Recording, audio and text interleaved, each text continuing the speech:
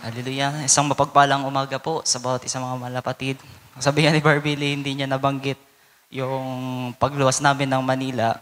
At kung sila ay nasa kabundukan, kami naman po ay nasa syudad. At ganun din, kung paano yung pasasalamat ni Barbie, ay ganun din yung pasasalamat ko sa Panginoon sa pag-iingat po, mga mahal na kapatid. At lingid naman sa kaalaman ninyo na lumuwas kami ng Maynila nung Wednesday. That's why wala po kami dito nung Wednesday. At naging mapayapa at naroon yung pag-iingat ng Panginoon hanggang sa makarating kami doon sa tutuluyan namin sa Pasay. At hanggang sa pagdating namin doon, napaka ganda nung pag-accommodate sa amin, nakatulog ng maayos. At nakapag-relax si Mama ng maayos, bagaman isang araw na lang yung relaxation time niya.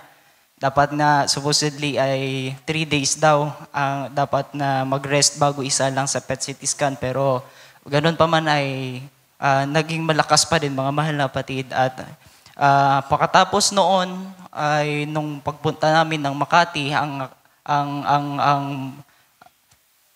Nung nandun na kami ay isa pa sa kinagulat namin ay napakabilis doon sa facility kasi napaka-advanced na, mga mahal na kapatid, at napakaganda nung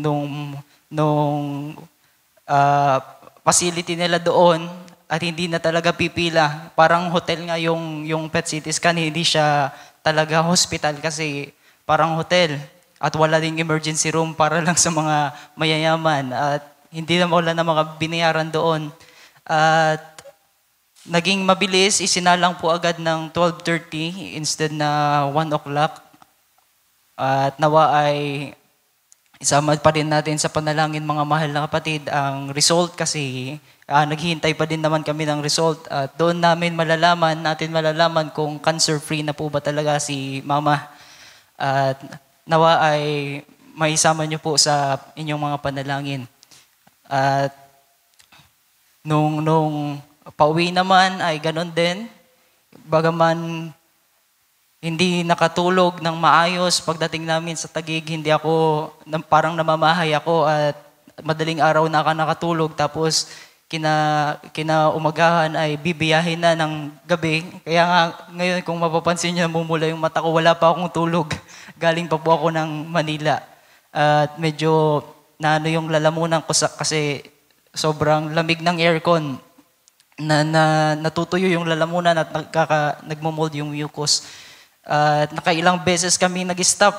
Hindi katulad nung pagpunta namin doon na tuloy-tuloy. Nung papunta kami dito ay lagi akong inaantok.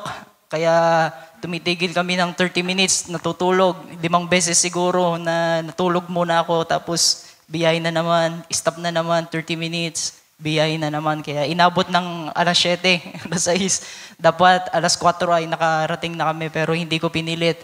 At naroon ang pag-iingat ng Panginoon hanggang sa pag-uwi namin.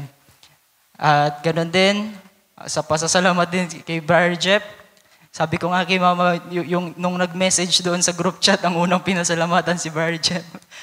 Dapat, sabi ko, ang Panginoon muna dapat ang unang pinasalamatan mo. Sabi niya, ayaw nga pala. Pero okay na yon. Ganon din naman, personal din na pasasalamat kay Barjet sa pagpapagamit at sa mga panalangin po ninyo, mga mahal na kapatid, sa biyahe namin. So, yun lamang po, mga mahal na kapatid. God bless us all.